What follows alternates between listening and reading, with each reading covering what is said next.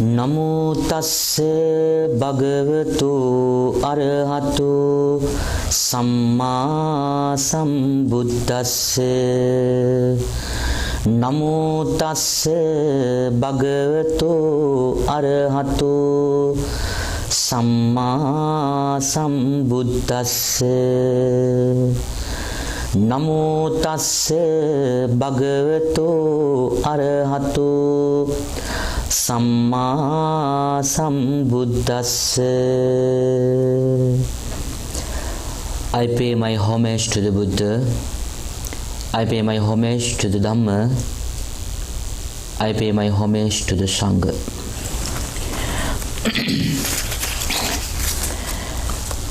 Most respectable Mahasangha, dear Prince in the Dhamma. After a long time, I got an opportunity to talk to you. So I'm excited, I do not know what to say. However, I really believe that this is a good opportunity for me to talk to you again. Actually today, I have chosen a topic for my Dhamma talk. Why do we need a spiritual friend? And how can we improve our spiritual progress through such a noble friend? This is what I am talking about today. You know, dear friends, we all like to have a noble association in this world. It's very important. We can't live without alone. We can't live alone in this world. We should have a good association. So, the problem we are facing is, how can we identify such a noble friend? And what are the characteristics can we find in such a person? This is what we need to look at today. In this matter, you know, the discourse of the Buddha is very useful for us to have a better understanding that how to recognize such a noble friend. You know, there is a meaningful word in the Pali language, Kalyana Mitta. What does it mean, Kalyana Mitta? The Buddhist dictionary says Kalyana Mitta means a noble friend, a good friend who helps you to achieve your spiritual ambitions, your spiritual goals. And that person is called Kalyana Mitta. The Buddha always admonished us to associate such a noble friend who helps us to achieve our spiritual goals as well as go on the right track. That's why the Buddha says, Nabhaje papake mitte, nabhaje purisadhame, bhajet mitte kalyane, bhajet purisuttame. The meaning of this stanza is, do not associate with evil companions. Do not seek the fellowship of evil men. unwholesome companions. Associate with the good friends and seek the fellowship of noble friend. This is the meaning of this stanza. Very meaningful, very useful for the success of our life. If you can remember, the Buddha explained the same thing at the beginning of Mangala Sutta. Asevenacha balanang panditanancha sevena pujacha pujaniyanang itang mangala muttamang. Not associating with fools, associating with the wise, honoring those worthy of honor. This is the greatest blessing. So through this explanation, it is very possible for us to understand what kind of people we need to associate in this society. Dear friends, in an ancient Buddhist story, the faithful attender of the Buddha, Venerable Ananda, he asked the Buddha about the importance of having wholesome companions. Venerable Ananda asked the Buddha whether having friends or noble companions wasn't half of the holy life. And the Buddha replied. The Buddha said, "Do not say so, Ananda. Noble friends and companions are the whole of the holy life, not half. Therefore, the virtuousness, nobility, righteousness based on noble association." And also, in the Vyaggapadja Sutta, the Buddha has emphasized, that engage in associating with noble friends. It's one of the main reasons that, for the success of this human life. In that sutta, the Buddha mentioned the nature of the noble friend. If a person who has these qualities is considered as a noble friend, what are those qualities?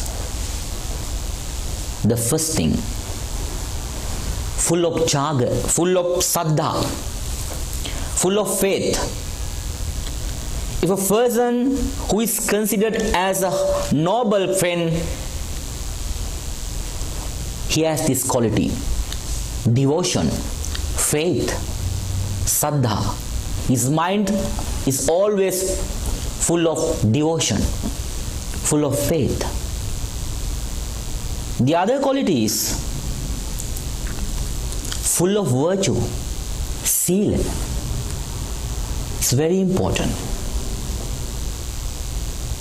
If a person who has virtuousness, righteousness, nobility, that person is considered as a noble friend because he is practicing Buddhist way. He is practicing Buddhist teaching, full of virtue. The other quality is full of charity, chaga. if you are a noble friend, definitely you have to have generous mind, generosity. It is very important. There are two kinds of offering in the teachings of the Buddha. I will explain later. The last quality is full of wisdom, prajna. If someone has these qualities, don't be afraid to associate that kind of people, because they can help you to have a better understanding about your life and the Dhamma. So dear friends,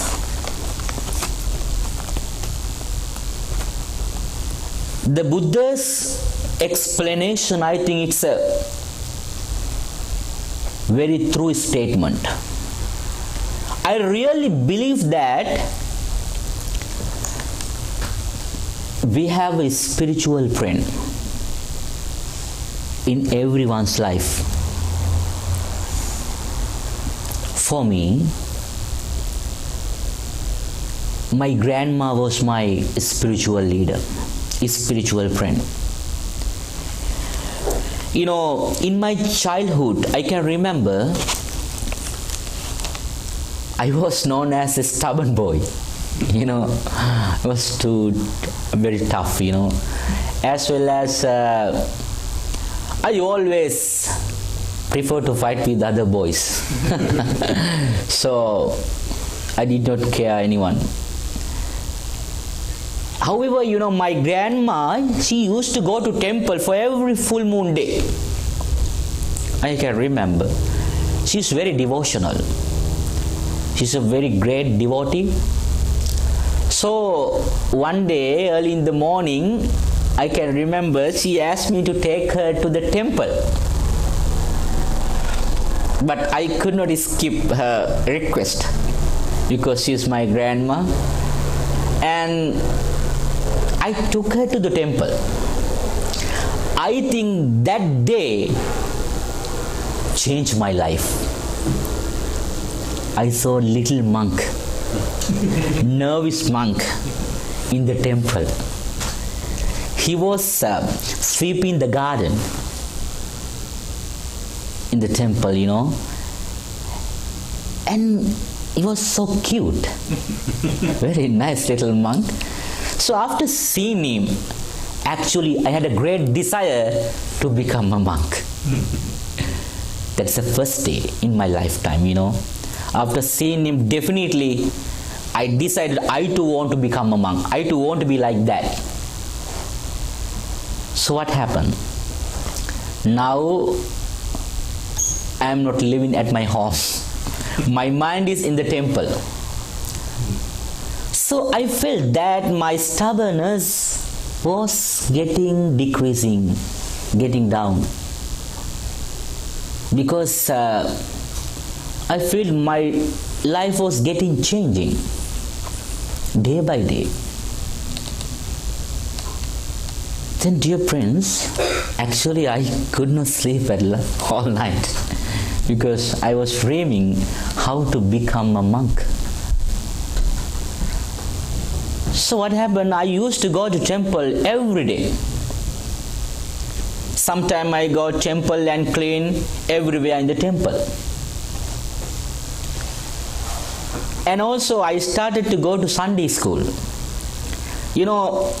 There is a Sunday school in Sri Lanka in every temples.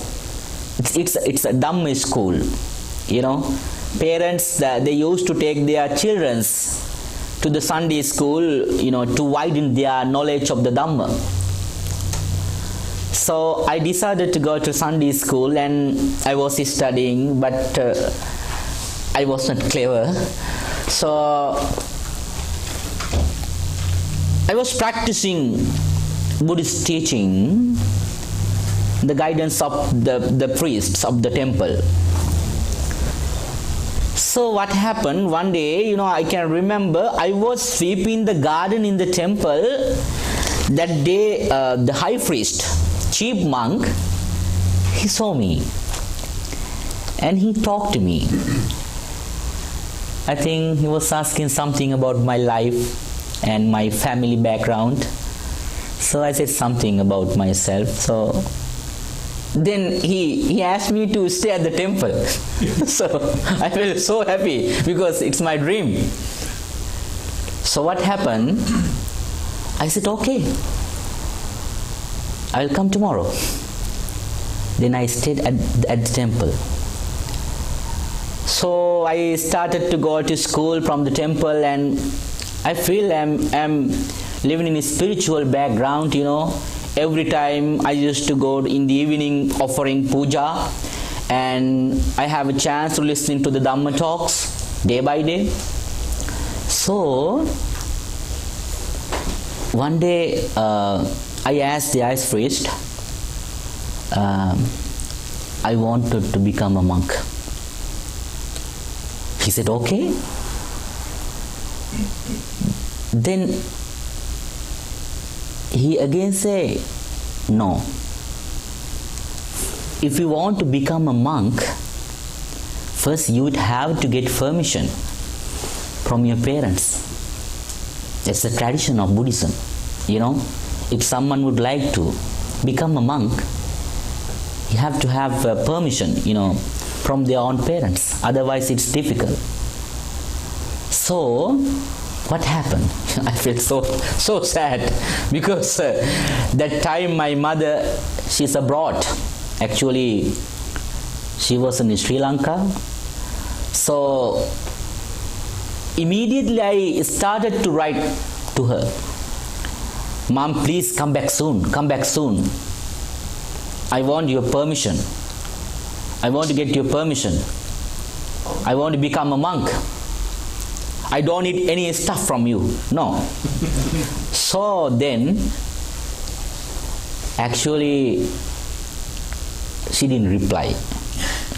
So what happened? I wrote a heart letter. If you do not come, I will leave my house. Yes, it's true. If you do not come back soon, I will leave my house. So she was scared because I am the only son of my family. Yes. So she came back to Sri Lanka. And eventually, I was able to become a monk with her permission. So, I think my grandma, she was the influence of in my life to become a monk, because otherwise, without her support, without her taking care of my life, I will not be able to become a monk. So I think it is very important to have a spiritual friend in our life. Now, as I mentioned earlier, dear friends, the Buddha has emphasized there are two types of friends in this world.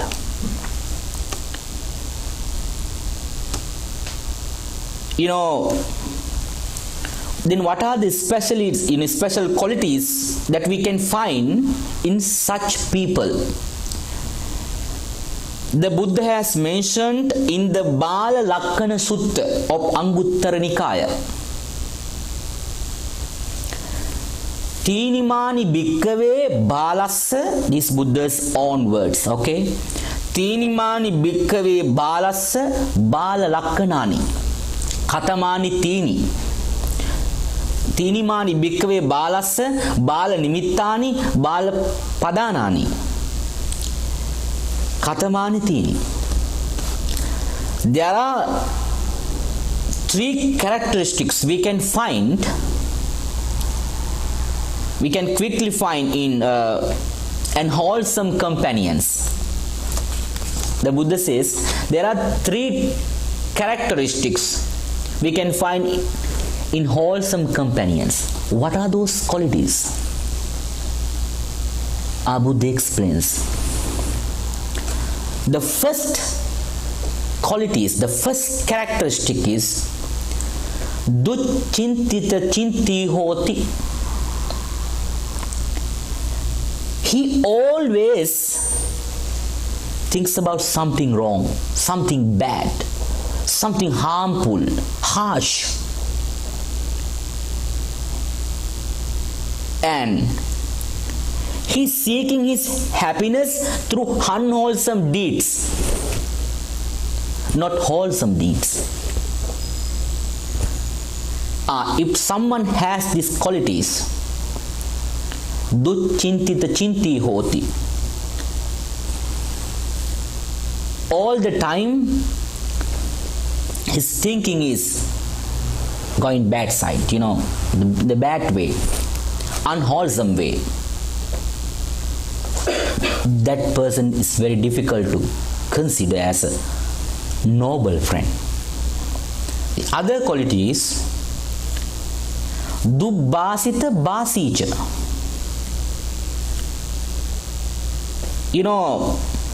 This person always talking about evil things, unwholesome things, useless things, gossip. It is not necessary to cultivate this life in a wholesome way, but all the time he is talking like chatterbox like that.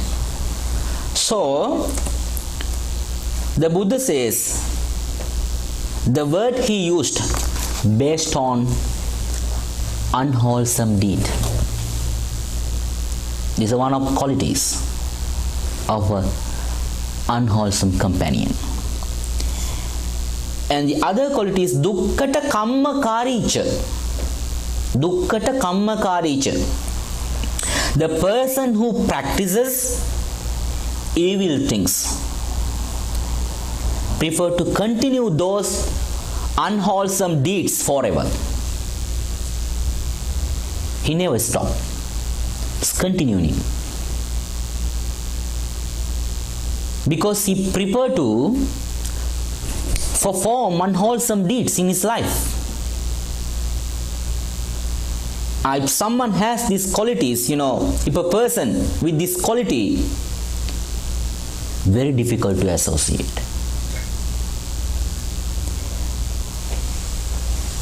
As well as killing, stealing, lying, sexual misconduct, using drugs and intoxicants. These are the preferred things in his life. So you have to be careful when you are associating this kind of people. The Buddha says, go away from him. It is very important to understand these characteristics through such a people, in this world. And the Buddha explained further, Madhuva manyati balu yava papang pacchati yadacha pacchati papang atha balu dukkhang nigacchati. In Dhammapada, there is a verse for wise people, The meaning of this stanza is, so long as an evil deeds has not ripened, the fools think it's as sweet as honey. But when evil deeds ripen, the fools come to a grief. So until we realize the effect of our bad karma, we think those things are favorable and very desirable. They have a great tendency, to perform unwholesome deeds. But when effects come, what happened? He is going to grief. very difficult to get rid of. Sadness, suffering. So then, I will come to the last point. Then, how can we recognize a noble friend? Through the teachings of the Buddha. The Buddha has given some guidance which is very useful for us to understand a noble friend. You know, in the Akusala Sutta of Anguttara Nikaya, the Buddha explains, Tinimani bhikkave dhammehi samannagato pandito veditabbo. How to identify a wise man, you know, the people who are very wise. And what are the characteristics can we find in such people? The Buddha says in the Akusala Sutta, he says further about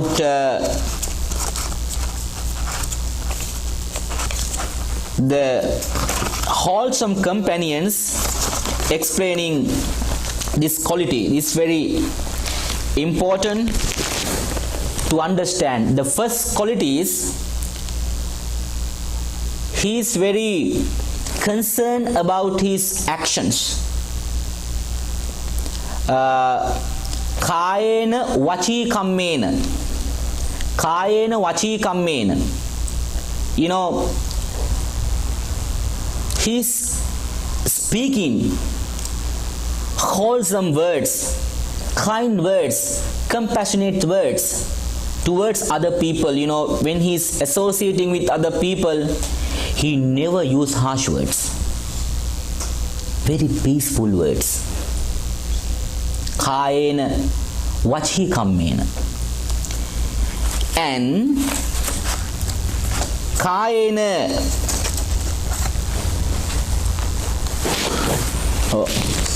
the Buddha says, sorry about that, Kusalena vachi kammena. Kusalena kaya kammena.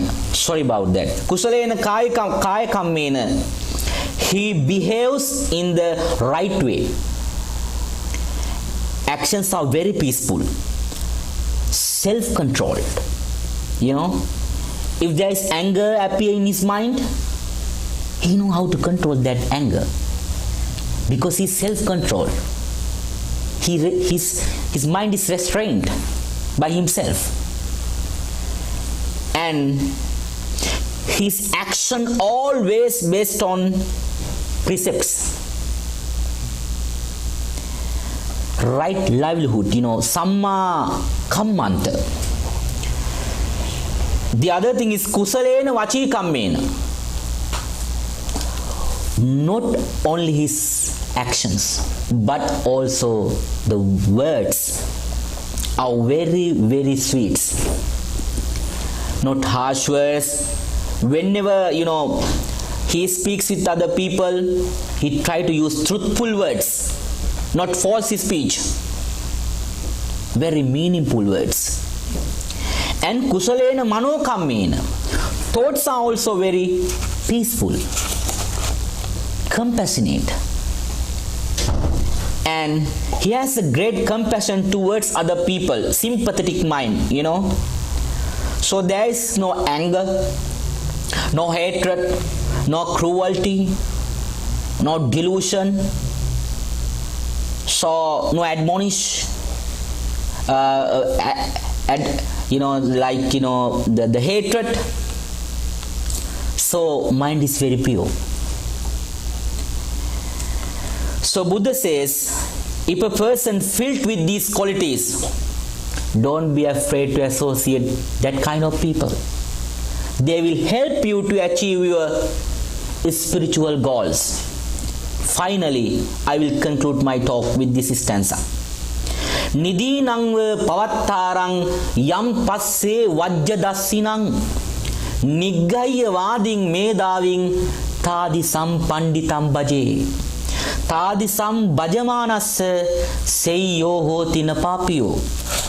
The Buddha says, furthermore, if someone points out your faults by warning you, by explaining your fault,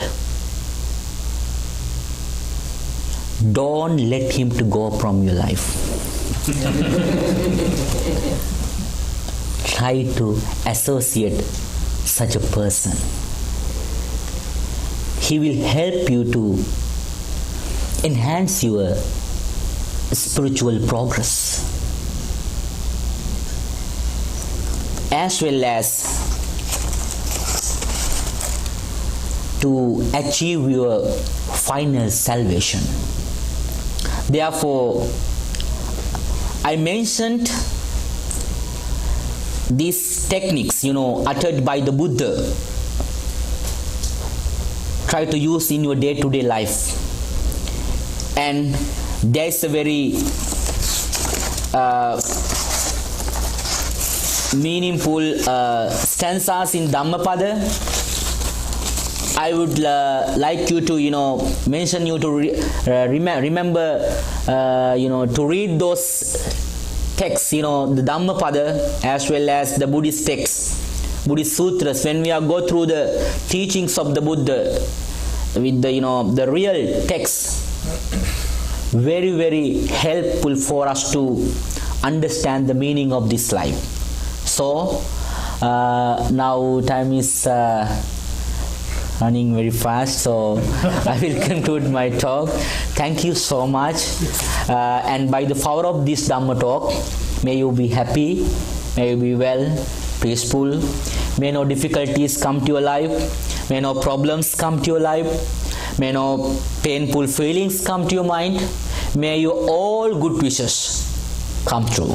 Finally, may you be able to realize the ultimate bliss of Nibbana. Sadhu, sadhu, sadhu. Thank you so much.